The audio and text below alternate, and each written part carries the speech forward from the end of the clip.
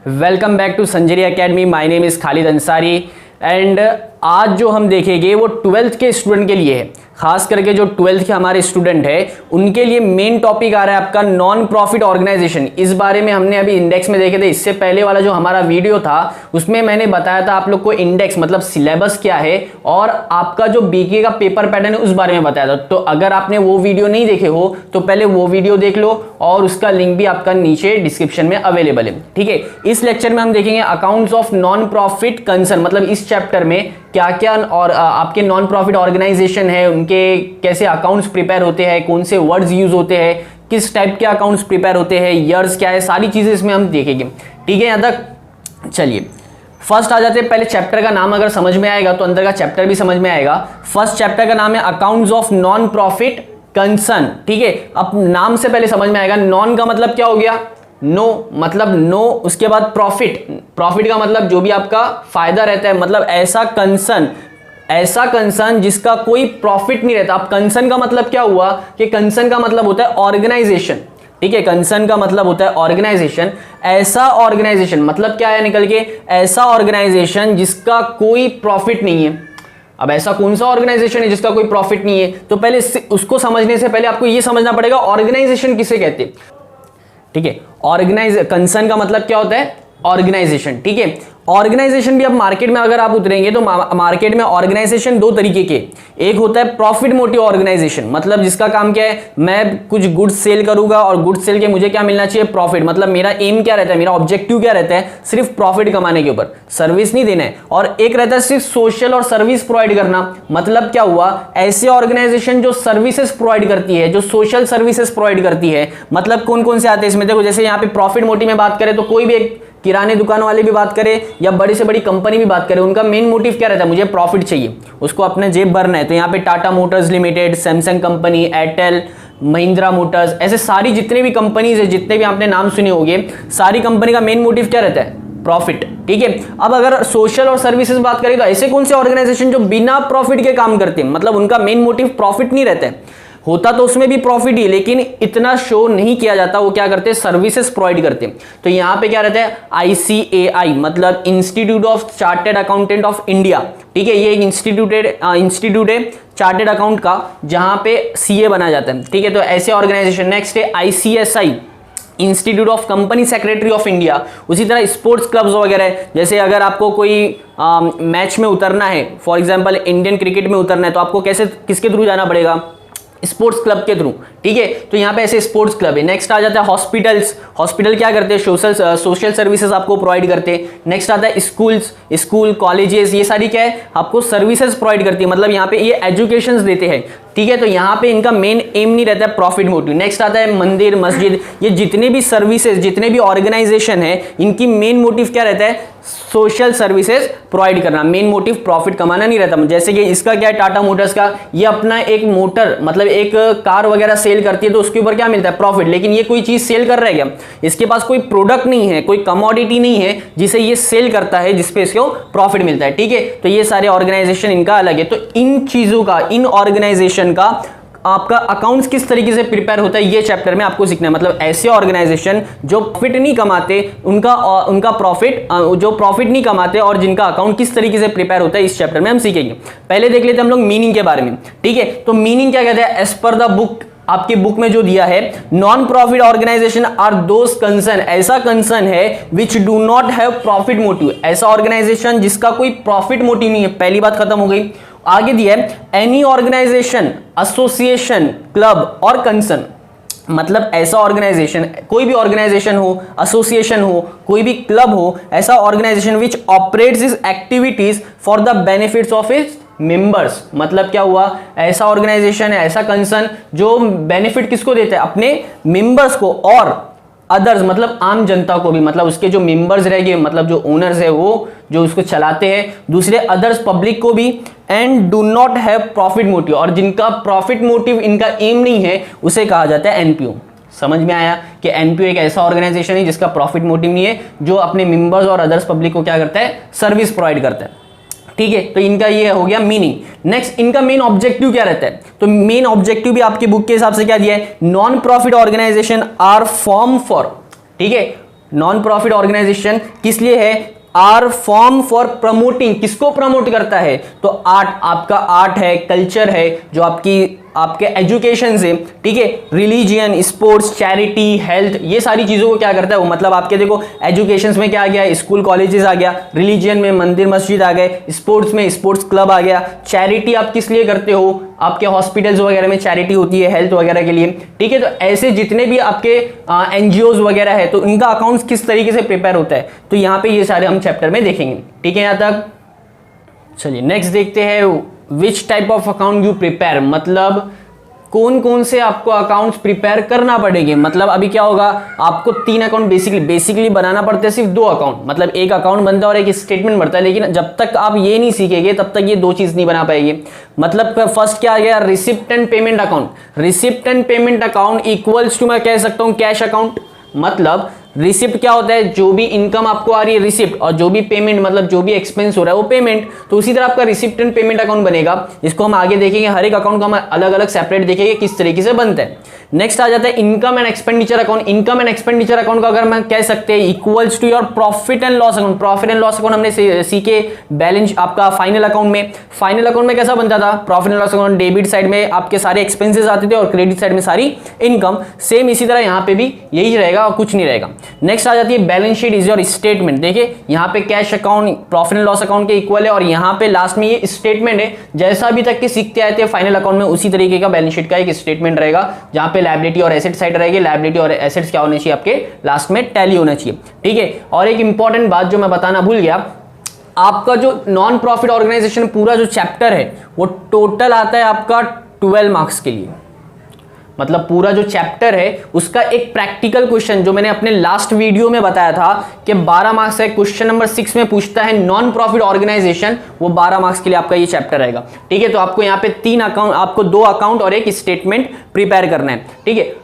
आगे ये बात है कि रिसिप्ट एंड पेमेंट अकाउंट अगर आपको समझ गया, रिसिप्ट एंड पेमेंट अकाउंट अगर आपको समझ गया तो इसके बेस पे आपका इनकम अकाउंट भी रहेगा, इनकम एंड एक्सपेंडिचर अकाउंट बनेगा और आगे बैलेंस शीट बनेगी। मतलब अगर ये सही समझता है आपको तो आगे के दोनों चीज आपके बराबर जाएगी, ठीक है। तो एक एक स्टेप जाते हैं, हम पहले हम समझ लेते हैं रिसिप्ट एंड पेमेंट अकाउंट को। रिसिप्ट एंड पेमेंट अकाउंट का आपका फॉर्मेट इसी तरीके से रहेगा, receipt and payment account for the year ended. आपकी यहाँ पे डेट आएगी, जो भी साल आपका फाइनेंशियल ईयर खत्म होता है वो। रिसिप्ट साइड आपका ये साइड रहेगा लेफ्ट हैंड साइड और आपका पेमेंट साइड रहेगा आपका राइट हैंड साइड, ठीक है। अब रिसिप्ट्स में आती है 2 चीजें, पहले ये समझो रिसिप्ट्स मतलब क्या है, इनकम, ठीक है। जो भी आपको इनकम हो रही है वो सब रिसिप्ट साइड। तो रिसिप्ट होती है 2 तरीके की, एक होती है कैपिटल रिसिप्ट और एक होती है रिवेन्यू रिसिप्ट। अब इसको समझते हैं, कैपिटल रिसिप्ट मतलब क्या, जो साल में सिर्फ एक ही बार मिलती है, ऐसी इनकम जो साल में सिर्फ एक बार मिलती है, जिसको हम कहते हैं नॉन रिकरिंग, जो साल में सिर्फ एक ही बार मिलती है, बार बार नहीं मिलती, दैट इज नॉन रिकरिंग। ऐसी इनकम तो कौन कौन सी इनकम है, लाइफ मेंबरशिप फीस है जो लाइफ में एक मेंबर एक ही बार देता है। नेक्स्ट आता है डोनेशन, किसी ने एक ही बार अपना डोनेशन दिया। उसी तरह लेगेसीज बोलते हैं विल को। फॉर एग्जाम्पल मैं मरने वाला हूं तो मैंने अपनी वसीयत बना दिया, ठीक है। तो मेरी विल के हिसाब से मेरी सारी प्रॉपर्टी आपके एसोसिएशन में, आपके ट्रस्ट में क्या होगी, डोनेट होगी। तो ये सारी चीजें क्या है लाइफ में क्या होती है, मेरी लाइफ में आपको क्या होगी, एक ही बार मिलेगी। तो ये क्या है, कैपिटल रिसिप्ट, जो आपके बिजनेस में एक ही बार रिसीव होती है साल भर में। नेक्स्ट उसी रिवेन्यू रिसिप्ट। रिवेन्यू रिसिप्ट का मतलब क्या होता है, जो साल में बार बार ऐसी इनकम जो साल में बार बार होती है। अब साल में बार बार ऐसी कौन सी इनकम है जिसे हम कहते हैं रिकरिंग इनकम, ठीक है। तो ऐसे सब्सक्रिप्शन आगे हम ये भी देखेंगे क्या होता है सब्सक्रिप्शन, क्योंकि एनपीओ का सबसे इंपॉर्टेंट जो पार्ट है वो सिर्फ इस वर्ड में छुपा है, सब्सक्रिप्शन। अगर आपको सब्सक्रिप्शन समझ गया तो आगे की सारी चीजें आसान पड़ेगी। नेक्स्ट आ जाते हैं कमीशन रिसीव्ड, जो हम देखो प्रॉफिट एंड लॉस में क्रेडिट साइड में लिखते थे, प्रॉफिट एंड लॉस अकाउंट में क्रेडिट साइड, कमीशन रिसीव्ड, उसी तरह इंटरेस्ट रिसीव्ड, उसी तरह आता है रेंट रिसीव्ड। ऐसी जो भी इनकम है, डिविडेंड रिसीव्ड, ऐसी सारी इनकम जो साल में बार बार मिलती है उसे कहते हैं रिवेन्यू रिसिप्ट, ठीक है। तो ये आपका रिसिप्ट साइड समझ गया। पहले रिसिप्ट क्या है, 2 तरीके की रिसिप्ट होती है, एक कैपिटल और एक रिवेन्यू। नेक्स्ट आ जाते हैं पेमेंट साइड। पेमेंट साइड में भी सेम है, कैपिटल एक्सपेंडिचर और रिवेन्यू एक्सपेंडिचर। कैपिटल एक्सपेंडिचर किसे कहते हैं, ऐसा एक्सपेंसेस, ऐसा खर्चा जो साल में सिर्फ एक ही बार होगा, ऐसा खर्चा जो साल में एक ही बार होगा। फॉर एग्जांपल मैंने जमीन लिया, लैंड परचेस करते ना, लैंड कहां जाता है हमारा, बैलेंस शीट के एसेट साइड में, तो ये आता है लैंड। उसी तरह बिल्डिंग आपने परचेस करे, उसी तरह मशीनरी, ठीक है, ऐसे कंप्यूटर्स, ऐसी जो भी आपके ऐसे एक्सपेंसेस जो एसेट्स में यूज होते हैं, एसेट्स में आप एक्सपेंस करते हो जो साल में सिर्फ एक ही बार होते हैं, उसे कहा जाता है non recurring expenditure, capital expenditure. ठीक है, नेक्स्ट आता है रिवेन्यू एक्सपेंडिचर। रिवेन्यू एक्सपेंडिचर मतलब क्या, ऐसे एक्सपेंडिचर जो साल में बार बार होते। अब ऐसे कौन से खर्चे जो साल में बार बार, तो ऐसे हमारे डायरेक्ट सैलरीज है, हम एम्प्लॉइज को सैलरीज देते, वेजेस देते, रेंट वगैरह देते। ठीक है, ऐसे सारे जो बिजनेस के एक्सपेंसेस है वो जो साल में बार बार होते हैं, क्योंकि महीना महीना आपको रेंट भरना है, बराबर, सैलरीज भी आपको मंथली देना है, तो ये सारे एक्सपेंसेस आपके क्या है, रिवेन्यू रिसिप्ट। ठीक है, तो यहां पे आपको इतना समझ में आना चाहिए चार्ट में कि फॉर्मेट किस तरीके से बनता है। टी फॉर्मेट आपका बनेगा, टी फॉर्मेट में left hand side receipt, right hand side payment. Receipt होती है दो टाइप की और पेमेंट भी होती है दो टाइप के। ठीक है, टू टाइप्स के आपके रिसिप्ट एंड पेमेंट है। अब आगे देखते हैं और अच्छे से इसको और डीपली स्टडी, क्योंकि ये अगर समझ गया तो बाकी और चीजें आपको आसान रहेगी। ठीक है, डीपली स्टडी करते हैं रिसिप्ट एंड पेमेंट के बारे में थोड़ा और। रिवेन्यू रिसिप्ट, देखो ऐसी चीजें, ऐसी आपके ट्रांजैक्शन जो बार बार होते हैं, बार बार, जिसे हम कहते हैं रिकरिंग। ठीक है, जो बार बार होते हैं, तो क्या हो सकता है, इनकम बार बार हो रही है और एक्सपेंडिचर भी बार बार हो रहा है। तो साल भर में, पूरे साल भर में, जो पूरे फाइनेंशियल ईयर में ऐसे ट्रांजैक्शन जो बार बार आपकी इनकम भी है और बार बार आपके एक्सपेंडिचर भी होते हैं, तो कौन से, अगर रिसिप्ट है मतलब इनकम है तो कहां जाएगा, क्योंकि मैंने क्या बताया था स्टार्टिंग में, जो भी आप रिसिप्ट एंड पेमेंट अकाउंट बनाते हो, इसके, ये आपको क्वेश्चन में दिया रहेगा, इसके बेस पे आपको इनकम एंड एक्सपेंडिचर और बैलेंस शीट प्रिपेयर करना है। तो इसके बेस पे मतलब यहां के जो भी इफेक्ट रहेंगे, जो भी ट्रांजेक्शन रहेंगे, वो आपके ट्रांसफर का होंगे, इफेक्ट्स यहां पे होंगे। तो उसी तरह आपके जो रिकरिंग है, मतलब जो बार बार होते हैं, उसमें रिसिप्ट आई पहले, रिसिप्ट मतलब इनकम, तो कहां जाएगा, income side of income and expenditure account. उसी तरह पेमेंट मतलब एक्सपेंसेस है, एक्सपेंसेस तो कहां जाएगा, expenditure side of the income and expenditure account. ठीक है, इसके बाद हम देखेंगे इनकम एंड एक्सपेंडिचर अकाउंट भी क्या होता है। तो पहले समझ लो, इनकम है तो इनकम साइड जाएगी, पेमेंट है मतलब एक्सपेंसेस है तो एक्सपेंडिचर अकाउंट जाएगा। नेक्स्ट उसी तरह आ जाता है आपका कैपिटल। कैपिटल मतलब क्या हो गया, यहां पे हम कह सकते हैं इसे नॉन रिकरिंग। ठीक है, नॉन रिकरिंग, नॉन रिकरिंग मतलब क्या हो गया, जो साल में एक ही बार, ऐसा ट्रांजैक्शन जो साल में एक ही बार होता है, मतलब इनकम भी एक बार होगी और एक्सपेंसेस भी एक ही बार होगा। मतलब पूरे फाइनेंशियल ईयर में ऐसी कौन सी इनकम है जो साल में एक ही बार होती है। तो हमने यहां पे देखे थे अभी साल में कौन सी एक ही बार आपको रिसीव्ड होती है, तो यहां पे हमने देखे थे life membership fees, donation, legacies. उसी तरह यहां पे, तो यहां पे रिसीव्ड अगर इनकम है तो लायबिलिटी साइड जाएगी बैलेंस शीट के, लायबिलिटी साइड में बैलेंस शीट के। और अगर नॉन रिसिप्ट पेमेंट है, मतलब साल में एक ही बार आप पेमेंट करते हो, आपका एक ही बार खर्चा है, तो कहां जाएगा, एसेट साइड, क्योंकि आप एक्सपेंसेस किस लिए करते हो, लैंड बिल्डिंग खरीदने के लिए, तो ये सारे आपके कहां जाएगा, asset side of the balance sheet. मतलब पूरा आपका ओवरऑल समझ में क्या है आपको, रिसिप्ट एंड पेमेंट अकाउंट के बेस पे, पहली बात रिसिप्ट एंड पेमेंट अकाउंट के बेस पे आपके बनते हैं ये दोनों अकाउंट, पहली बात हो गई। सेकंड आपका आता है रिसिप्ट और पेमेंट होते हैं दो तरीके के। अगर रिसिप्ट है तो हो सकती है आपकी रिसिप्ट भी हो सकता है, पेमेंट भी हो सकता है। रिसिप्ट अगर है तो इनकम साइड, पेमेंट है तो एक्सपेंडिचर साइड। कहां पे, रिकरिंग मतलब जो साल में बार बार एक्सपेंसेस होती है। और नेक्स्ट आती है कैपिटल, जो साल में एक ही बार ट्रांजैक्शन होता है, हो सकता है इनकम भी हो सकता है पेमेंट भी हो। तो अगर रिसिप्ट है, इनकम है तो लायबिलिटी साइड जाएगा, और अगर पेमेंट है मतलब आप एसेट्स वगैरह परचेस करते हो तो कहां जाएगा, asset side of the balance sheet. ठीक है, यहां तक सबको समझ में आया। नेक्स्ट देखते हैं इनकम एंड एक्सपेंडिचर अकाउंट। ठीक है, income and expenditure account same आपका टी फॉर्मेट में बनेगा। एक्सपेंडिचर आपका लेफ्ट हैंड साइड में है और इनकम आपका राइट हैंड साइड में। डेबिट और क्रेडिट आपको हेडिंग डालना है, income and expenditure account for the year ended, जो आपका करंट ईयर रहेगा उसकी डेट आएगी। ठीक है, एक्सपेंडिचर मतलब क्या हुआ, ऐसे एक्सपेंडिचर जो आपके साल में बार बार होते हैं, ऐसे खर्चे जो ऑर्गेनाइजेशन के, ऐसे एक्सपेंसेस जो साल में बार बार होते हैं। कौन कौन से, सैलरीज है, वेजेस है, रेंट रेट्स है, टेलीफोन है, डेप्रिसिएशन है, ऑडिट फीस है, तो ये सारे आपके कौन से हो गए, साल में बार बार होने वाले खर्चे। नेक्स्ट उसी तरह इनकम में बात करते हैं सब्सक्रिप्शन, ये मोस्ट इंपॉर्टेंट पार्ट है, हम आगे देखेंगे अभी क्या होता है। सब्सक्रिप्शन ये आपकी इनकम है तो ये आपका यहाँ पे आ जाएगा। नेक्स्ट आता है रेंट रिसीव्ड, मतलब आपको इनकम मिली। अब रेंट रिसीव्ड है, रेंट है मतलब क्या हो रहा है, मंथली आपको मिल रहा है, आपको पे नहीं करना है, तो इनकम है। नेक्स्ट उसी तरह डिविडेंड रिसीव्ड, आपको डिविडेंड मिल रहा है किसी शेयर पे, तो ये आपकी इनकम है। नेक्स्ट है profit on sale of asset, आपके पास कोई एसेट था, फॉर एग्जांपल एक कंप्यूटर, आपने 10,000 का कंप्यूटर 12,000 में बेच दिया, मतलब 10,000 की चीज 12,000 में अगर बेचेंगे तो आपका क्या हो गया, 2,000 का प्रॉफिट, तो ये भी आपकी क्या है, इनकम। नेक्स्ट आ जाता है सेल ऑफ ओल्ड न्यूज़पेपर, आपके पास कुछ जिसे बोला जाता है रद्दी, ठीक है, ओल्ड न्यूज़पेपर, वो भी अगर आप बेचते हो तो ये भी आपका क्या बिजनेस के लिए आपकी इनकम है। ठीक है, तो ऐसी जो भी चीजें जो साल में बार बार इनकम होती है वो लिखेंगे हम लोग राइट हैंड साइड पे, और जो भी साल में बार बार एक्सपेंसेस होते हैं उसे लिखेंगे हम लोग लेफ्ट हैंड साइड पे। फाइंड आउट क्या करना है इस चीज में, तो पूरे इनकम एंड एक्सपेंडिचर अकाउंट में आपको जो फाइंड आउट करना है वो है सरप्लस और डेफिसिट। अब सरप्लस किसे कहते हैं? सरप्लस वो जो आपकी इनकम ज्यादा हो, ध्यान से, इनकम अगर ज्यादा हो और एक्सपेंडिचर कम है। इनकम मतलब मैंने कमाया 10,000 और खर्च किया मैंने 8,000, तो मेरे पास प्रॉफिट कितना हुआ? 2,000 का प्रॉफिट हुआ। उसी तरह इनकम अगर ज्यादा है, मतलब हम क्या करेंगे, इसका पूरा टोटल करेंगे। ठीक है, इसका पूरा क्या होगा? टोटल होगा। टोटल होने के बाद ये सारे एक्सपेंसेस में से क्या होगा? सारी चीजें लेस होगी। ठीक है, पूरे इनकम में ऐड करके, पूरा इनकम ऐड करने के बाद सारे एक्सपेंसेस लेस करने के बाद जो बच गया उसे कहा जाएगा आपका surplus. Surplus is equals to your profit. अच्छा, वर्ड यहां पे क्यों यूज नहीं किया जा रहा है प्रॉफिट? क्योंकि अगर आपका प्रॉफिट मोटिव ऑर्गेनाइजेशन रहता, तो हम वर्ड यूज करते थे प्रॉफिट। अब ये आपका कौन सा ऑर्गेनाइजेशन है? नॉन प्रॉफिट, तो यहां पे वर्ड कौन सा यूज होता है? सरप्लस। मतलब ये क्या है? सोशल सर्विस प्रोवाइड करते हैं, तो यहां पे वर्ड भी प्रॉफिट वर्ड यूज नहीं होता, सरप्लस वर्ड यूज होता है। मतलब अगर इनकम हुई, आपको प्रॉफिट हुआ तो सरप्लस। अगर लॉस होता है, मतलब लॉस कैसे होगा? आपने खर्च किए ज्यादा, एक्सपेंडिचर अगर ज्यादा है, अगर इसका टोटल आपका ज्यादा आता है और इनकम साइड आपका कम है, मतलब यहां पे अमाउंट आपके कम आता है और यहां पे ज्यादा। फॉर एग्जांपल यहां पे अगर आपका आ गया 10,000, ठीक है, और आपकी इनकम कितनी है? इनकम है 8,000, बराबर।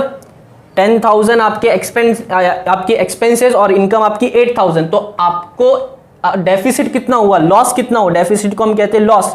तो लॉस कितने का हो गया आपका? 2,000 का, बराबर। 8,000 इनकम थी, 10,000 आपने खर्च किए, तो 2,000 का आपका हो गया लॉस। मतलब ये दो चीजें फाइंड आउट करनी रहती है, या तो सरप्लस या तो डेफिसिट, इन दोनों में से कोई एक चीज आपकी होगी। मतलब पूरे इनकम एंड एक्सपेंडिचर अकाउंट पे क्या फाइंड आउट करना है, ऑब्जेक्टिव क्या है आपका इसमें फाइंड आउट करने का, आपका एम क्या रहेगा? सरप्लस या तो डेफिसिट फाइंड आउट करना है प्रॉपर। ठीक है, नेक्स्ट हम आ जाते हैं। देखो हमने क्या देख लिया? इनकम एंड एक्सपेंडिचर अकाउंट देख लिया, रिसिप्ट एंड पेमेंट भी देख लिया। अब देखते हैं बैलेंस शीट। बैलेंस शीट क्या है? आपकी कंपनी का स्टेटमेंट है, आपके ऑर्गेनाइजेशन का। जैसे हमने वहां पे देखे थे फाइनल अकाउंट में, उसी तरीके की बैलेंस शीट है, कुछ अलग चीज नहीं है। बस यहाँ पे चेंजेस क्या हुए, देखो हेडिंग तो डालना है बैलेंस शीट एज ऑन। उसके बाद लायबिलिटी साइड में वहां पे हम वर्ड क्या यूज करते थे? कैपिटल, क्योंकि सारे ओनर्स का पैसा लगा था। अब यहां पे कोई ओनर्स तो नहीं है, एक ऑर्गेनाइजेशन है, तो ऑर्गेनाइजेशन में कैपिटल फंड यूज होगा, क्योंकि यहां पे सब क्या करते हैं? अपना फंड लगाते एक ऑर्गेनाइजेशन को, एक एसोसिएशन को चलाने के लिए। तो वर्ड क्या यूज होगा? Capital fund. अगर सरप्लस हुआ, अगर सरप्लस होता है तो हम क्या करेंगे? कैपिटल फंड में ऐड करेंगे। और अगर डेफिसिट होता है तो हम कैपिटल फंड में क्या कर देंगे? लेस। इन दोनों में से कोई एक पॉसिबिलिटीज है, दोनों चीज नहीं होगी, मैंने एक साथ लिखा हूं आपको समझने के लिए। ठीक है, तो कैपिटल फंड अगर प्रॉफिट हुआ तो ऐड कर देंगे, अगर लॉस होता है, डेफिसिट होता है तो हम लेस कर देंगे। ठीक है, आउटर कॉलम में अमाउंट। नेक्स्ट उसी तरह कोई रिजर्व्स वगैरह दिया है तो ये लायबिलिटी साइड में आएगा। नेक्स्ट उसी तरह बिल्डिंग फंड है तो बिल्डिंग फंड भी आपका लायबिलिटी साइड। उसी तरह बैंक लोन है, आउटस्टैंडिंग एक्सपेंसेस, ऐसे खर्चे जो आपने अभी तक के पे नहीं किया, आपका फाइनेंशियल ईयर कंप्लीट हो गया, तो ये सारी आपकी लायबिलिटीज। नेक्स्ट आ जाता है आपका एसेट। एसेट क्या है? जो हमने फाइनल अकाउंट में देखे थे वही सारे एसेट है, land and building, machinery, furniture, equipments, cash, bank, ये सारे आपके एसेट्स। ठीक है, तो फाइंड आउट क्या करना है आपको यहाँ पे? तो यहाँ पे कुछ फाइंड आउट नहीं करना है, यहाँ पे आपको क्या करना है? टैली करना है। यहाँ पे जो अमाउंट आया वही सेम अमाउंट यहाँ पे भी आना चाहिए। मतलब अगर यहाँ पे 1 लाख रुपए आता है, फॉर एग्जाम्पल 1 लाख रुपीज यहाँ पे आता है, तो यहाँ पे भी 1 लाख रुपीज होना चाहिए। ठीक है, तो यहाँ पे आपको बैलेंस शीट क्या करना है? टैली करना है। ठीक है यहाँ तक। अब नेक्स्ट देखते हैं क्वेश्चन फॉर्मेट। मतलब आपको जो क्वेश्चन नंबर 6 बोर्ड पेपर में जो आने वाला है, क्वेश्चन नंबर 6 में 12 मार्क्स के लिए, तो वहां पे क्वेश्चन कैसा रहेगा? तो पहले तो आपको रहेगा, अगर आपको बुक में भी सॉल्व करेंगे और आपको बोर्ड पेपर में भी जो सॉल्व करना रहेगा, आपको फॉर्मेट इसी तरीके से रहेगा। मतलब पहले तो आपको ओल्ड बैलेंस शीट दी रहेगी। ओल्ड बैलेंस शीट का मतलब क्या है? जो लास्ट ईयर की बैलेंस शीट थी, मतलब लास्ट ईयर का आपका एसेट और लायबिलिटी टैली करके आपको लास्ट ईयर की बैलेंस शीट दी रहेगी एक छोटी सी। नेक्स्ट आपको क्या दिया रहेगा? रिसिप्ट एंड पेमेंट अकाउंट दिया रहेगा, जो करंट ईयर का रहेगा, मतलब इस साल आपको कितनी इनकम रिसीव हुई। अब जो रिसिप्ट अकाउंट लिखा रहेगा, जो रिसिप्ट साइड में, वहां पे सारी इनकम लिखी रहेगी, मतलब जो आपकी कैपिटल कैपिटल रिसिप्ट थी वो भी और रेवेन्यू रिसिप्ट थी वो भी, मतलब एक साथ सारे अमाउंट लिखा रहेगा। उसी तरह पेमेंट रहेगा आपका राइट हैंड साइड में, तो पेमेंट भी आपका एक साथ लिखा रहेगा, मतलब जो कैपिटल पेमेंट है, जो कैपिटल एक्सपेंडिचर है वो भी, और जो रिकरिंग है, जो बार बार हुए वो भी, मतलब एक साथ पूरा आपको दिया रहेगा करंट ईयर का, इस साल का। और आपको थर्ड दिया रहेगा एडजस्टमेंट। एडजस्टमेंट ज्यादा नहीं रहते, 3 या 4 एडजस्टमेंट रहते, ज्यादा नहीं रहते। उसमें से एक तो डेप्रिसिएशन रहता है आपका और एक कैपिटलाइज वाला रहता है। तो ज्यादातर एडजस्टमेंट आपके सेम आते हैं, पेपर इनमें ज्यादा हार्ड आता नहीं है। तो ऐसे आपके 3 हो गए। अब आ जाते हैं, अब इसको समझते पहले लास्ट ईयर और करंट ईयर क्या है। तो पहले ईयर्स को समझना पड़ेगा। लास्ट ईयर और करंट ईयर कैसे पहचानेंगे, तो पहले आपको सबसे पहले आपको समझना पड़ेगा करंट ईयर। करंट ईयर कैसे पहचानेंगे, तो करंट ईयर आपका कैसे पहचानना है, करंट ईयर या तो क्वेश्चन में जहां पे ये रिसिप्ट एंड पेमेंट अकाउंट बना रहेगा तो वहां पे हेडिंग रहती है ना, जैसा मैंने अभी इससे पहले बनाया था रिसिप्ट एंड पेमेंट अकाउंट, तो ऊपर एक हेडिंग थी receipt and payment account for the year ended. तो फॉर द ईयर एंडेड के आगे जो डेट रहेगी वो आपका करंट ईयर रहेगा।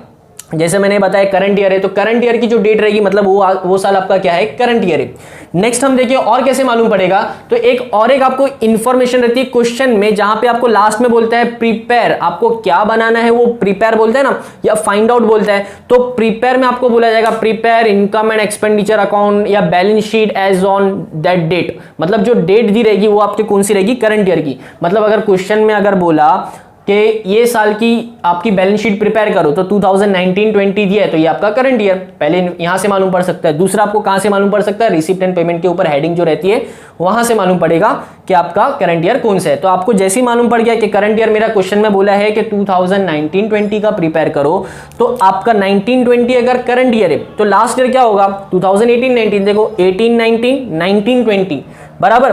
तो नेक्स्ट ईयर क्या हुआ, नेक्स्ट ईयर को हम कह सकते हैं एडवांस ईयर, ठीक है। एडवांस ईयर जो आने वाला साल है वो क्या होगा, तो 19-20 करंट, तो एडवांस 2021। तो ये आपको सिर्फ ईयर्स पहचानना है। ये कहां पे यूज होगा, आपको सब्सक्रिप्शन में यूज होगा।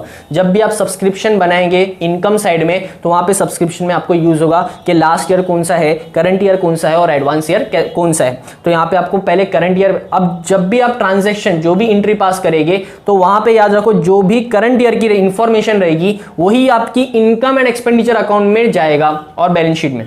मतलब जो नेक्स्ट ईयर और लास्ट ईयर का है वो सारी इंफॉर्मेशन हमें नहीं लेना है, सिर्फ जो करंट ईयर की इंफॉर्मेशन है उसी को हमें कैरी फॉरवर्ड करना रहेगा, ठीक है। नेक्स्ट देख लेते हैं words and receipt in NPO. मतलब क्या हुआ कि एनपीओ मतलब नॉन प्रॉफिट ऑर्गेनाइजेशन, क्योंकि ये कोई प्रोडक्ट तो सेल नहीं करता जिससे प्रोडक्ट सेल करने के बाद उसको जो प्रॉफिट होगा, तो ये इसको इनकम कहां से मिलती है, इसके इनकम्स के जो वर्ड्स है वो जितने भी मैंने यहाँ पे वर्ड्स लिखे ये सारी एनपीओ की इनकम्स है, क्योंकि कोई सोर्स तो है नहीं इनकम आने का, कोई प्रोडक्ट तो है नहीं जो बेच के इनकम कमाएंगे, तो कहां से आती है, तो आता है ये सारी चीजें, ठीक है। इसको समझने से पहले मैंने जो आपको थोड़ी देर पहले जो ये समझाया था आपको एक छोटा सा चार्ट, क्योंकि रेवेन्यू है, इनकम है, कैपिटल भी आपका एक्सपेंडिचर है, तो ये वाले जो चार्ट में आपका जो बेसिक पॉइंट है वो अगर देख लेंगे तो आपको यहाँ पे ये आसान होगा ये वर्ड्स को समझने के लिए, ठीक है। तो रेवेन्यू में हमने क्या देखे थे, रेवेन्यू हो सकता है जो रिकरिंग है, या तो इनकम होगी या तो पेमेंट होगा। इनकम होगी, रिसिप्ट है तो इनकम साइड जाएगा, पेमेंट मतलब एक्सपेंडिचर है तो एक्सपेंडिचर साइड जाएगा। अगर कैपिटल है जो साल में एक ही बार होता है तो कैपिटल एक्सपेंडिचर हो सकती है या तो कैपिटल रिसिप्ट हो सकता है। रिसिप्ट है तो लायबिलिटी साइड और अगर पेमेंट है तो एसेट साइड, ठीक है। अगर ये क्या है रिकरिंग, रिकरिंग का मतलब क्या हुआ, जो साल में बार बार होते हैं, तो रिकरिंग जो भी आपकी रिसिप्ट, अब मैं यहाँ पे पेमेंट के बारे में कोई बात नहीं कर रहा हूँ, ना ये पेमेंट के बारे में ना ये पेमेंट के बारे में, मैं सिर्फ बात किस पे चल रही है हमारी, सिर्फ रिसिप्ट मतलब इनकम के ऊपर बात चल रही है हमारी। तो इनकम जो है आपकी रिकरिंग है, मतलब साल में बार बार होती है, तो आपका कहां आएगा, इनकम साइड, ठीक है। उसी तरह नॉन रिकरिंग है, मतलब जो ऐसी इनकम जो साल में सिर्फ एक बार होती है वो कहां जाएगा, आपकी लायबिलिटी साइड। नेक्स्ट आ जाता है small amount and big amount. अब कैसे क्लासिफाई करेंगे, स्मॉल अमाउंट अगर रहेगा तो जाएगा इनकम साइड, और बिग अमाउंट रहेगा मतलब बड़ा अमाउंट रहेगा तो कहां जाएगा, लायबिलिटी साइड। अब कैसे पहचानेंगे बड़ा अमाउंट है या छोटा अमाउंट है, तो अगर मैं इसको एक एग्जांपल देता हूं आप लोगों को, ये लाइन छोटी है या बड़ी है, तो क्या कहेंगे आप लोग, कुछ कह नहीं सकते बड़ी है या छोटी है। अगर मैं उसी के सामने ये लाइन बना दूं तो आप क्या कहेंगे, ये छोटी लाइन है, ये कैसी है, बड़ी लाइन है। मतलब आप कंपेयर करके आंसर दे सकते हो।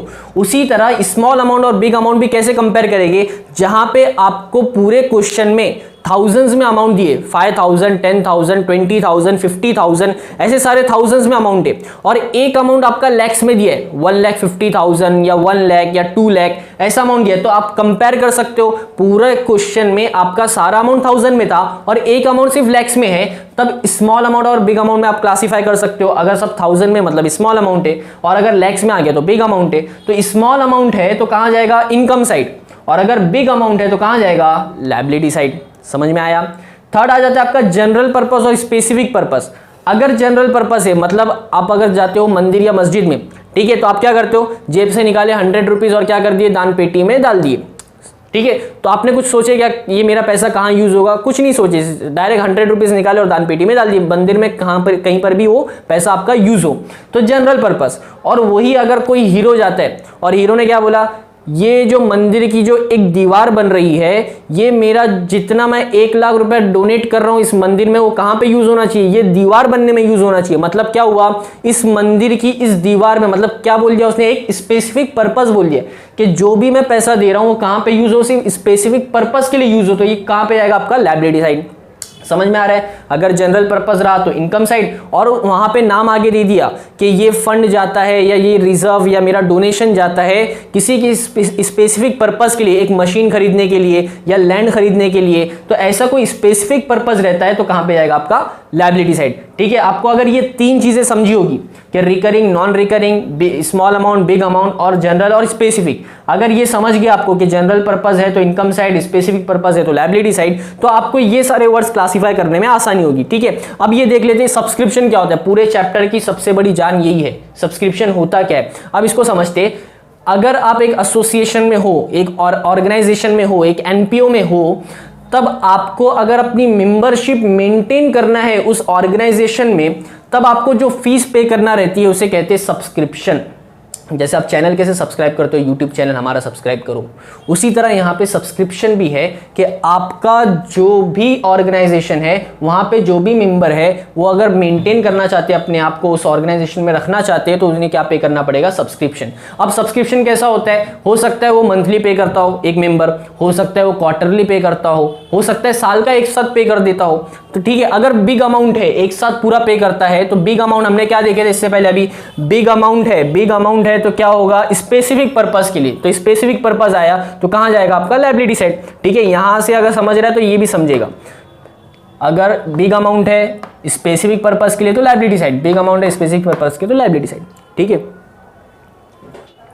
नेक्स्ट देखते हैं स्मॉल अमाउंट। अगर वही सब्सक्रिप्शन का अमाउंट अगर कोई मेंबर स्मॉल अमाउंट में पे करता है, छोटा अमाउंट रहता है, आप कैसे पहचानेंगे स्मॉल अमाउंट, तो आपको क्या देखना है, आपके सारे क्वेश्चन के बेस पे आपको वो अमाउंट क्या दिखना चाहिए, सब्सक्रिप्शन का छोटा अगर अमाउंट दिखता है तो स्मॉल अमाउंट है, तो किस पर्पस के लिए होगा, जनरल पर्पस के लिए। तो जनरल पर्पस है तो कहां जाएगा आपका, इनकम साइड। कभी भी याद रखो, अगर स्पेसिफिक पर्पस है तो लायबिलिटी और जनरल पर्पस है तो इनकम, तो आपका income side of income and expenditure account. ठीक है, नेक्स्ट आ जाता है लाइफ मेंबरशिप फीस। अब लाइफ मेंबरशिप फीस क्या है, उसी तरह आपका सब्सक्रिप्शन भी है। लाइफ मेंबरशिप में क्या होता है कि एक मेंबर अपनी लाइफ टाइम का सारा अमाउंट, मतलब मुझे मेंबरशिप कंटिन्यू करना है लाइफ टाइम के लिए, ठीक है, तो लाइफ टाइम के लिए पे करता है वो बिग अमाउंट। अगर बिग अमाउंट है तो बिग अमाउंट रहेगा तो किसी स्पेसिफिक पर्पस की रहेगा। मैंने एक एग्जांपल दिया आपको 100 रुपीज का, अगर 100 रुपीज आप मंदिर में डालते हो तो कोई स्पेसिफिक पर्पस नहीं रहता, लेकिन वही अगर आप 1 लाख डालते हो तो कोई स्पेसिफिक पर्पस रहता है, क्योंकि बड़ा अमाउंट है तो स्पेसिफिक पर बिग अमाउंट है तो स्पेसिफिक पर्पस के लिए रहेगा, तो स्पेसिफिक पर्पस है तो कहां जाएगा, लायबिलिटी साइड। नेक्स्ट आता है स्मॉल अमाउंट है। अगर कोई भी लाइफ मेंबरशिप फीस का अमाउंट अगर स्मॉल है तो जनरल पर्पस के लिए होगा और कहां जाएगा, इनकम साइड। क्योंकि क्वेश्चन अगर आप देखेंगे तो आपको लाइफ मेंबरशिप फीस जो है आपको ज्यादातर ये इनकम साइड में मिलता है, क्योंकि ये स्मॉल अमाउंट रहता है या कोई इंफॉर्मेशन आपको पेपर में क्वेश्चन में नहीं दी रहती है। ठीक है, नेक्स्ट आ जाता है डोनेशन। डोनेशन में भी सेम है, अगर इस पे, क्योंकि डोनेशन आपका कैसा रहता है, जैसे एक एग्जांपल ले लेते हैं डोनेशन का। अक्षय कुमार किसी हॉस्पिटल में गया, ठीक है, अब हॉस्पिटल में किस चीज की कमी थी, तो वो जो वेंटिलेटर आता है उसकी कमी है। अब ऑक्सीजन के लिए वेंटिलेटर लगे तो उसने क्या बोला कि मैं आपको 1 करोड़ रुपया देता हूं, 1 करोड़ रुपीज डोनेट करता हूं, किस लिए कि जितने भी पेशेंट आ रहे हैं उनको वेंटिलेटर ऑक्सीजन प्रोवाइड की जाए। तो मतलब क्या हो गया, उसका एक स्पेसिफिक पर्पज, वो अगर उनको बिल्डिंग, अगर कुछ बिल्डिंग में कंस्ट्रक्शन करना है तो उस पैसे को 1 करोड़ रुपए को यूज नहीं कर सकते। जो उसने कहा कि पेशेंट के लिए यूज करना है, वेंटिलेटर के लिए यूज करना है, मतलब एक स्पेसिफिक पर्पज बोल दिया उसने। तो अगर आपको क्वेश्चन में कोई स्पेसिफिक पर्पज बोलता है कि डोनेशन फॉर बिल्डिंग फंड या डोनेशन फॉर पेशेंट, ऐसा कुछ भी स्पेसिफिक पर्पज देता है आपको, तो कहां जाएगा, लायबिलिटी साइड। अगर जनरल पर्पज है, कोई पर्पज नहीं बोला, उसने अमाउंट निकाला और दे दिया, तो आप कहीं पर भी वो पैसा यूज कर सकते हो, तो कहां जाएगा, इनकम साइड। ठीक है, ये दोनों चीज को आपको याद रखना है। नेक्स्ट आ जाता है लेगेसी। अब लेगेसी एक नया वर्ड है, क्या होता है इसका मतलब, तो लेगेसी का मतलब होता है विल। मतलब क्या हुआ कि आप फॉर एग्जाम्पल एक आपका ओल्ड एज पर्सन है, 60 इयर्स का एक आदमी है, अब उसके कोई बच्चे वगैरह नहीं है, तो उसकी बहुत सारी प्रॉपर्टी रखी हुई है, तो वो क्या सोचता है कि जितनी भी उसकी प्रॉपर्टी है वो कहाँ पे यूज करे, वो तो किसी ट्रस्ट वगैरह में दे दो या कोई एनजीओज में वगैरह दे दो या हॉस्पिटल्स में दे दो, तो अपनी प्रॉपर्टी या मंदिर में डोनेट करना चाहते हैं। तो ऐसी लेगेसी को क्या कहते हैं, विल। मतलब उसकी एक विल है जो क्या मेरी पूरी जायदाद को मैं क्या करता हूँ, यहाँ पे डोनेट करता हूँ। तो कोई भी वो जायदाद को कहीं पर भी डोनेट करे तो क्या, स्पेसिफिक पर्पस, क्योंकि एक बिग अमाउंट रहता है। पहला तो क्या आ गया, बिग अमाउंट है, तो बिग अमाउंट है तो कैसा रहेगा, स्पेसिफिक पर्पस के लिए रहेगा, तो कहां जाएगा, आपका लायबिलिटी साइड में जाएगा। नेक्स्ट आ जाता है आपका उसके बाद इंडोमेंट फंड्स। अब इंडोमेंट फंड्स क्या होता है, ये भी एक नया वर्ड है। इंडोमेंट फंड्स का मतलब होता है कि कोई स्पेसिफिक पर्पस के लिए, जैसे कि हमने एक शो आता है सोनी पे, केबीसी करके, कौन बनेगा करोड़पति, बिग बी बैठते, जहां पे उनके सामने आके बैठे अभी सलमान खान। ठीक है, अब सलमान खान ने क्या बोला कि जितना भी मैं फंड यहां से प्राइज जीत के जाऊंगा, वो फंड में जो प्राइज जीतूंगा, जो गिफ्ट है, वो मैं कहां यूज करूंगा, मेरा एक ट्रस्ट है बीइंग ह्यूमन, मैं वहां पे वो सारा पैसा क्या करूंगा, डोनेट करूंगा। तो उसका स्पेसिफिक पर्पस है। तो बीइंग यहां पे क्या हो गया, इंडोमेंट का मतलब क्या हो गया, कोई स्पेसिफिक प्राइज फंड, जो भी आप प्राइज फंड या गिफ्ट जीतते हो वो आप क्या कर देते हो, डोनेट कर देते हो किसी स्पेसिफिक पर्पस के लिए। ठीक है, स्पेसिफिक पर्पस के लिए, तो इसे क्या कहते हैं हम, इंडोमेंट फंड। तो ये भी आपका कहां जाएगा, आपका लायबिलिटी साइड में जाएगा।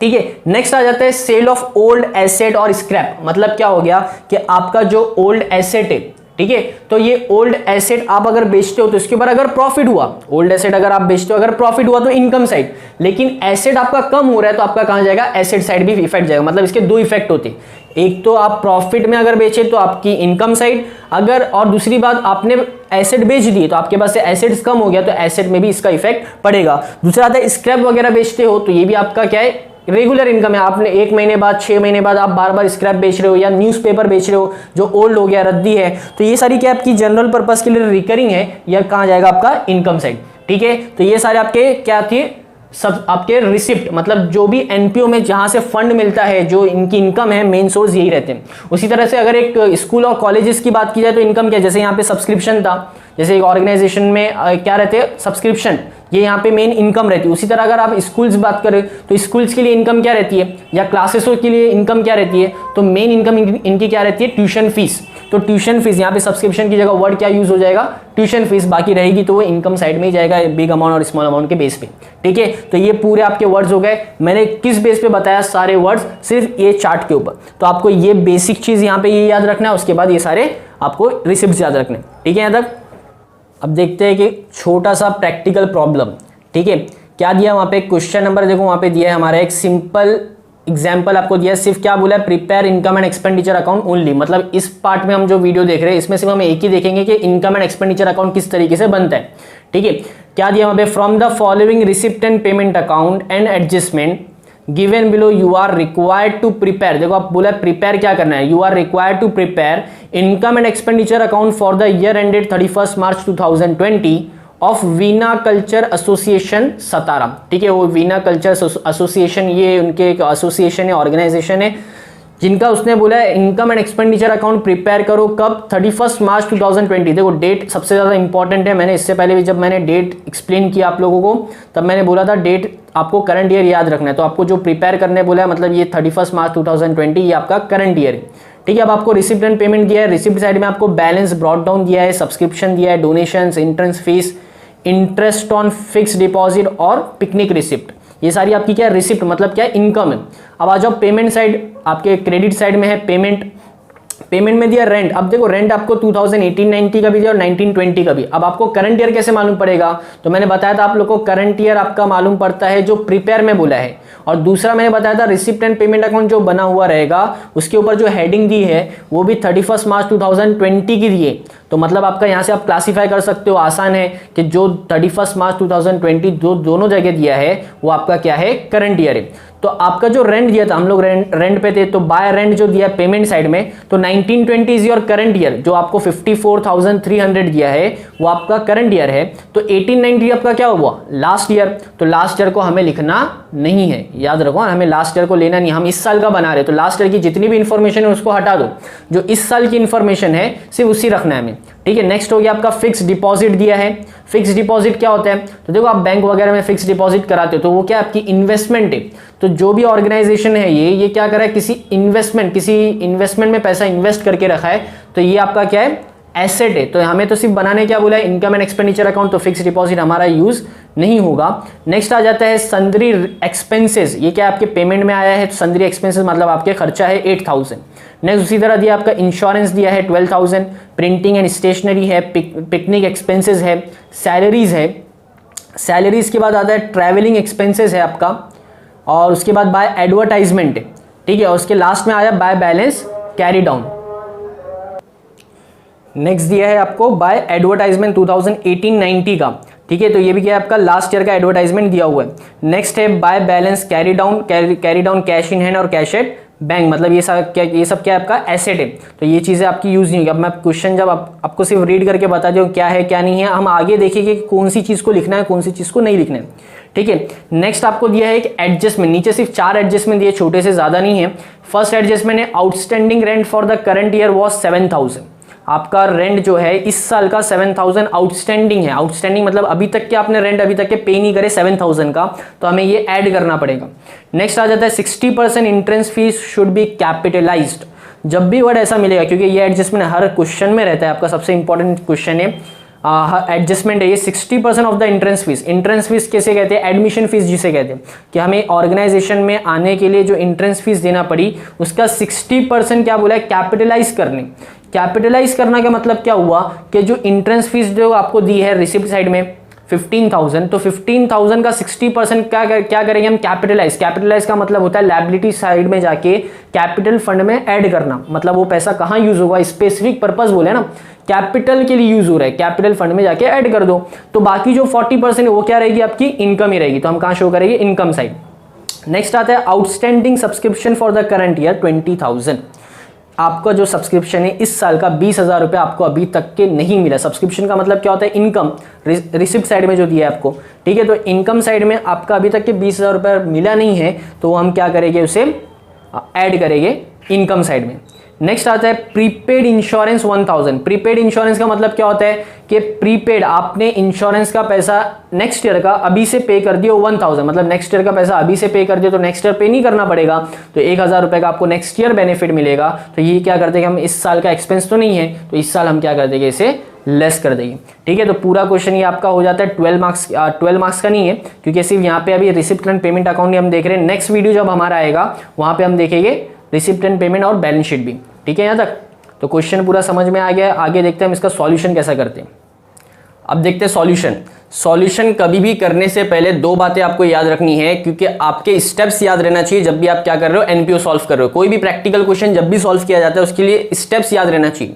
आपको क्वेश्चन कैसा दिया था? एक रिसिप्ट एंड पेमेंट अकाउंट दिया था और एक एडजस्टमेंट जो हमने अभी थोड़ी देर पहले रीड किए, ठीक है। अब यहाँ पे आपको क्या करना है? क्वेश्चन को डिवाइड करना है, मतलब आपको सॉल्व कैसे करना है? पहले तो आपको एडजस्टमेंट करना है, जो मैंने आपको लास्ट में रीड किया 4 आपके एडजस्टमेंट दिए हुए क्वेश्चन में।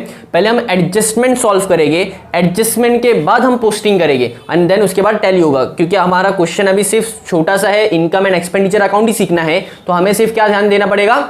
आपकी पोस्टिंग के ऊपर, पोस्टिंग कैसे होती है, उसके बाद आपके इफेक्ट्स किधर किधर जाते हैं, ठीक है, वो सारी चीजें देखेंगे। तो आ जाते हैं फर्स्ट एडजस्टमेंट आपका क्या दिया हुआ है, ठीक है। आपका फर्स्ट क्वेश्चन क्या दिया है? Outstanding rent for the current year was ₹7,000, मतलब इस साल का आपका आउटस्टैंडिंग रेंट है, मतलब आपने ये पूरा साल आपका फाइनेंशियल ईयर क्लोज हो गया, लेकिन आपने 7,000 अभी तक के रेंट पेड नहीं किए। अब वो जो रेंट पेड नहीं हुआ है उसके लिए आपको क्या करना है? तो फर्स्ट तो आपका देखो रेंट पेमेंट साइड में दिया है, पेमेंट साइड में आपका देखो राइट हैंड साइड पे फर्स्ट दिया है रेंट। अब अब रेंट में वहां पे दो अमाउंट दिए, 2018-19 का भी दिया है और 1920 का भी दिया। अब हमारा फाइनेंशियल ईयर कैसे मालूम पड़ेगा? पहले तो हमने हेडिंग कैसे डाली है, in the books of Venna culture association, जो कंपनी जो एसोसिएशन का नाम था पहले वो लिखे।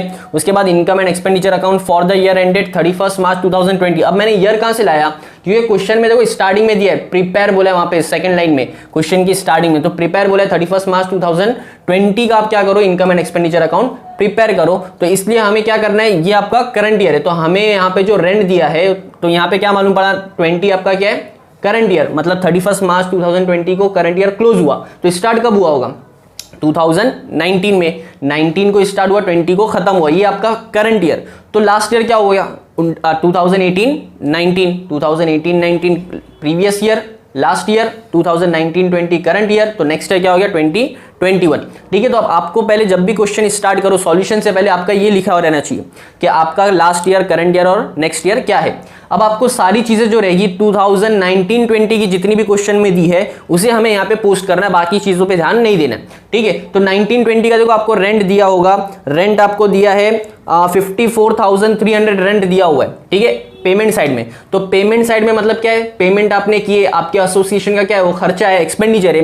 तो फर्स्ट आएंगे हम लिखेंगे यहाँ पे टू रेंट। ठीक है, अब आउटस्टैंडिंग एडजस्टमेंट क्या था आपका? आउटस्टैंडिंग, आउटस्टैंडिंग मतलब इस साल का जो एक्सपेंस है आपने अभी तक नहीं दिए, तो ये आपका क्या होगा? ऐड होगा। ये साल का आपका एक्सपेंस है, आपने अभी तक, ये साल का आपका रेंट है, आपने अभी तक के नहीं दिए, तो आउटस्टैंडिंग रेंट है। कितना अमाउंट दिया था आपको एडजस्टमेंट में? 7,000, तो 7,000 यहाँ पे ऐड होगा इनर कॉलम में और आउटर कॉलम में जाएगा अमाउंट। ठीक है, पोस्टिंग के टाइम में हम यहाँ पे पोस्टिंग करेंगे जो 54,300। अभी सिर्फ एडजस्टमेंट है तो एक ही इफेक्ट पास हुआ क्योंकि बैलेंस शीट नहीं बन रही है। नेक्स्ट एडजस्टमेंट आपका दिया है 60% entrance fees should be capitalised, मतलब एंट्रेंस फीस क्या है, जिसे हम कहते हैं एडमिशन फीस। ठीक है, तो एडमिशन फीस इज और इनकम, एसोसिएशन में जो भी एक मेंबर आएगा वो एंट्रेंस फीस देगा। तो एंट्रेंस फीस क्या है आपके लिए? बिजनेस की इनकम है, तो इनकम में मैंने लिखा बाय एंट्रेंस फीस।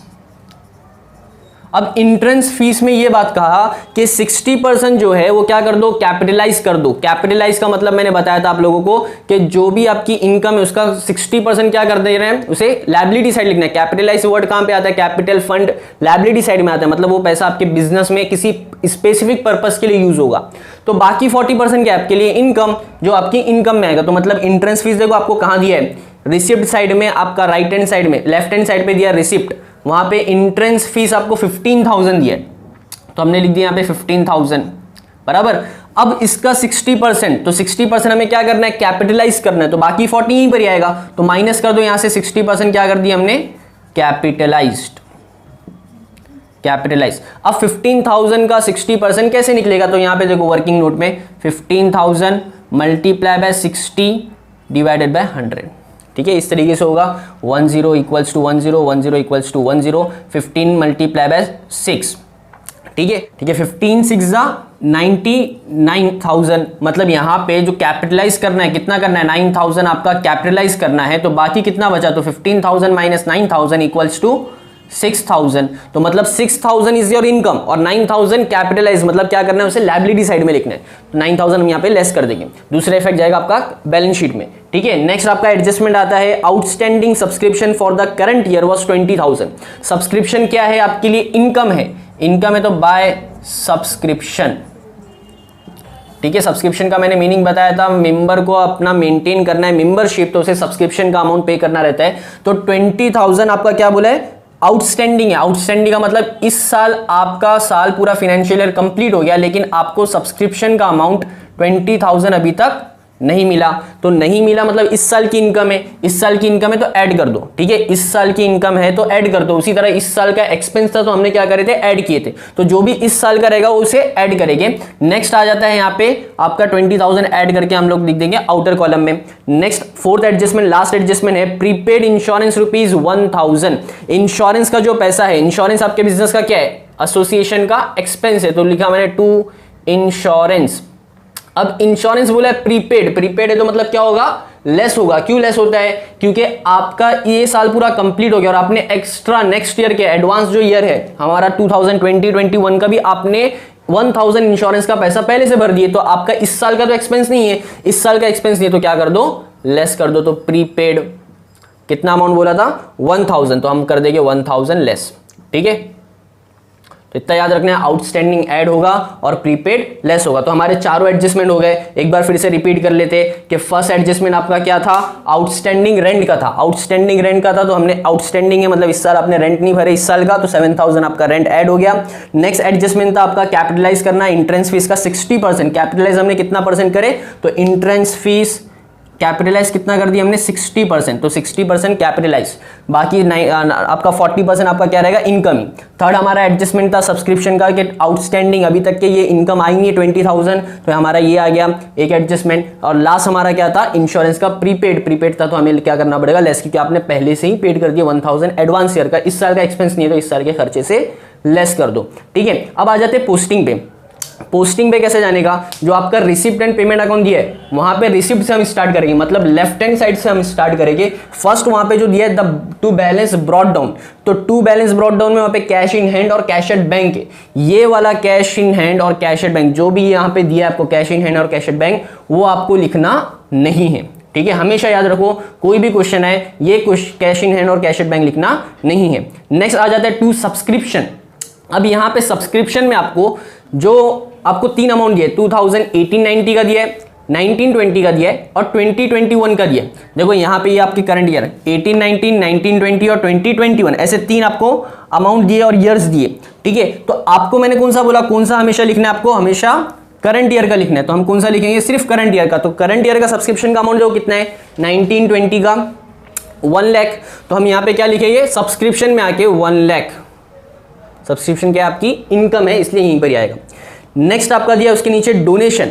ठीक है, डोनेशन क्या आपके लिए बिजनेस की इनकम है, तो हम यहां पे क्या लिख देंगे, डोनेशन जनरल पर्पस के लिए। तो जनरल पर्पस के लिए तो बाय डोनेशन अमाउंट कितना दिया उसका 25,000। ठीक है, तो ये आ गया 25,000। नेक्स्ट उसके बाद क्या दिया आपका एंट्रेंस फीस तो हमने कंप्लीट कर लिया 60% कैपिटल और 40% इनकम। नेक्स्ट आता है to interest on fix deposit. आपने कोई इन्वेस्टमेंट करके रखी हो और वहां पे आपको आपके डिपॉजिट पे क्या मिल रहा है, इंटरेस्ट मिल रहा है, मतलब इनकम है, तो bye interest on fixed deposit कितना अमाउंट दिया था वहां पे 4,800, तो 4,800 इज योर इनकम। नेक्स्ट आपका दिया है टू पिकनिक रिसिप्ट, मतलब आप बच्चों को पिकनिक रिसिप्ट पे लेके जा रहे हो या एसोसिएशन के मेंबर्स को, तो उसके ऊपर जो आपको इनकम हुई, तो बाय पिकनिक रिसिप्ट।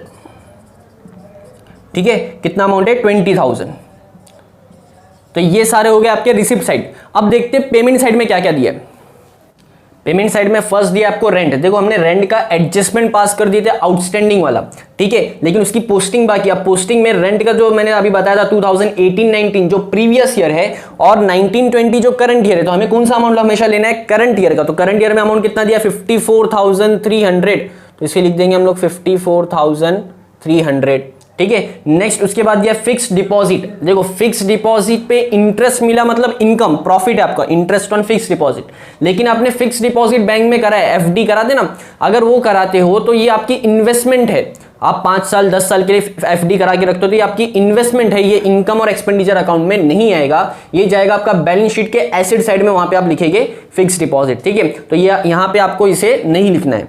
नेक्स्ट आ जाते हैं सन्ड्री एक्सपेंसेस। सन्ड्री एक्सपेंसेस जिसे कहते हैं लोग अदर एक्सपेंसेस, तो यहां पे लिख देंगे टू सन्ड्री एक्सपेंसेस। अमाउंट कितना दिया उसका 8,000।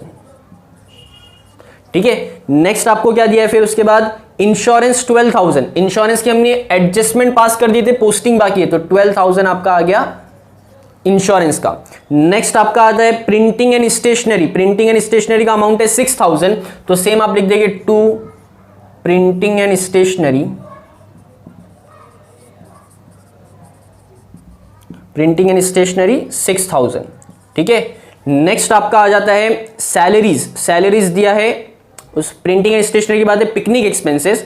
पिकनिक एक्सपेंसेस है 18,000, तो पिकनिक एक्सपेंसेस भी आपके बिजनेस का एक्सपेंस है, तो पिकनिक एक्सपेंसेस 18,000।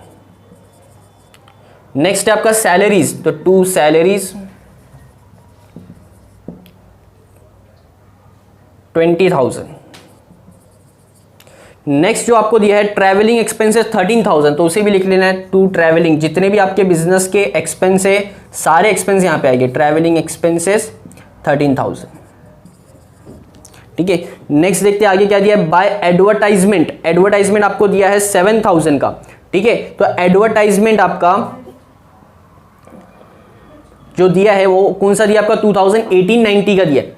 ठीक है, तो एडवर्टाइजमेंट 2018-19 का है, तो मतलब कौन सा ईयर हुआ वो 18-19 इज योर लास्ट ईयर। तो हमें लास्ट ईयर की कोई चीज लेना है क्योंकि हमें तो इस साल का बनाना है 2019-20 का, तो लास्ट ईयर की कोई भी चीज लेना ही नहीं है, तो एडवर्टाइजमेंट भी हम क्या करेंगे, नहीं लेंगे। नेक्स्ट आ जाता है बाय बैलेंस कैरी डाउन। अब यहां पे जो दिया आपको कैश इन हैंड और कैश एट बैंक, इसे हमें लेना है, लेकिन कहां लेना पड़ेगा, क्योंकि कैश इन हैंड और कैश एट बैंक कहां जाता है हमारा बैलेंस शीट के एसेट साइड में, तो उसे हम कहां लिखेंगे, बैलेंस शीट के एसेट साइड में। यहां पे कहीं पर भी उसका इफेक्ट नहीं आएगा। तो हमेशा जब भी क्वेश्चन स्टार्ट करो रिसिप्ट एंड पेमेंट की पोस्टिंग का, तो आपको स्टार्टिंग में रिसिप्ट साइड में receipt and cash balance brought down दिया रहेगा, जहां पे कैश इन हैंड और कैश एट बैंक दिया रहेगा, तो वो हमेशा नहीं लिखना है। और जो लास्ट में दिया रहेगा पेमेंट के साइड, पेमेंट साइड के एकदम नीचे बैलेंस कैरी डाउन में, उसे हमें लिखना है लेकिन बैलेंस शीट के एसेट साइड में। ठीक है, तो यहां तक कि आपकी सारी पोस्टिंग हो गई। अब यहां पे हमें क्या करना है, सॉल्यूशन। अब सॉल्यूशन कैसे होगा, पूरा टैली करना। टैली कैसे होगा आपका, यहां पे क्या फाइंड आउट करना है आपको, या तो सरप्लस या तो डेफिसिट। तो इसको पहले टोटल कर लेते, तो 54,300 प्लस 7,000 कितना हो गया आपका 61,300। ठीक है, उसी तरह 12,000 माइनस 1,000 हो गया 11,000। नेक्स्ट उसके बाद कहीं एडजस्टमेंट, यहां पे 1 लाख प्लस 20 हो गया 1,20,000। नेक्स्ट उसके बाद 50 ये माइनस हो गया हमारा, सारी चीजें हो गई। ठीक है, अब करते टोटल। अब टोटल में कौन सा साइड ज्यादा है, एक्सपेंडिचर ज्यादा है या इनकम ज्यादा है, ये देखेंगे।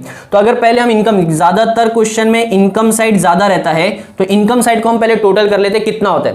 तो फर्स्ट 0, सेकेंड 0, थर्ड आपका आ गया है 8। ठीक है, next 5, 6 plus 5 equals to 11, 11 plus 4 15, remaining 1, 2 plus 1 3 plus 2 5, 5 plus 2 7, 1,75,800। तो यहां पे भी इसे सेम कॉपी करना है, 1,75,800, 1,75,800। ये हमारा कौन सा हो गया, इनकम साइड का। अब एक्सपेंडिचर साइड का कितना होता है, तो मैंने पहले लिख दिया यहाँ पे 1,75,800। अब इसको टोटल करते कितना होता है, तो ये first 0, second 0, third 3, fourth 1 plus 1 2, 8 plus 2 10 plus 6 16 plus 8 आपका हो गया 16 plus 8 24, 24 plus 3 27, remaining 2, 6 plus 2 8 plus 1 9, 9 और 1 10 12 13, 1,37,000। देखो ये कौन सा साइड था आपका, इनकम, और ये कौन सा साइड था, एक्सपेंडिचर। ये आपकी वर्किंग नोट में तो कौन सा साइड ज्यादा हुआ, इनकम साइड ज्यादा है। अगर एक्सपेंडिचर ज्यादा होता तो मैं यहां पे भी एक्सपेंडिचर 1,75,000 लिखता और यहां पे भी 1,75,000। अभी इनकम ज्यादा है तो इनकम साइड हम कैरी करेंगे, मतलब जो साइड ज्यादा रहेगा उसे हमें क्या करना है, कैरी फॉरवर्ड करना है। तो यहां पे हम कैरी करिए। अब कैरी करने के बाद इनकम साइड में से एक्सपेंडिचर साइड को माइनस कर देंगे, तो 0 में से 0, 0 में से 0, 8 में से 3 गया बचा 4, 8 में से 3 गया इक्वल्स टू 5, 15 में से 7 गया बचा 8, 6 में से 3 गया तो बचा आपका 3, 38,500 इज योर सरप्लस। मतलब क्या आया यहाँ पे 38,500 इज योर सरप्लस। मतलब पूरे क्वेश्चन में सिर्फ ये फाइंड आउट करना था आपका सरप्लस कितना है, मतलब प्रॉफिट कितना है। इसको अब क्या लिखते हैं, एक्सेस, क्या ज्यादा था, excess of income over, excess of income over expenditure. ये सेंटेंस आपको समझ में आना चाहिए, ये आपका ट्रू फॉल्स वगैरह में आता है। अगर एक्सेस मतलब ज्यादा, इनकम अगर ज्यादा है एक्सपेंडिचर से तो आपका क्या होता है, सरप्लस। अगर डेफिसिट होता तो हम क्या लिखते थे, आपका excess of expenditure over income, यहां पे लिखते थे आपका डेफिसिट। ठीक है, तो ये आपका वर्किंग नोट था, इसे आपको नहीं लिखना है, बाकी ये चीजें आपको फाइंड आउट करना है। तो यहां तक कि आपका पूरा ये सॉल्यूशन कंप्लीट हुआ। ये सिर्फ एक हाफ पार्ट था। नेक्स्ट हमारा जो वीडियो आएगा वहां पे हम पूरा पार्ट देखेंगे, जो 12 मार्क्स का पेपर में आता है वो पूरा क्वेश्चन। ठीक है, अगर आपको हमारा वीडियो पसंद आया तो प्लीज़ लाइक करो, अपने दोस्तों तक शेयर करो, और अगर फीडबैक के लिए ज़रूर कमेंट करो, और अपने हमारे इस चैनल को सब्सक्राइब करो। Thank you for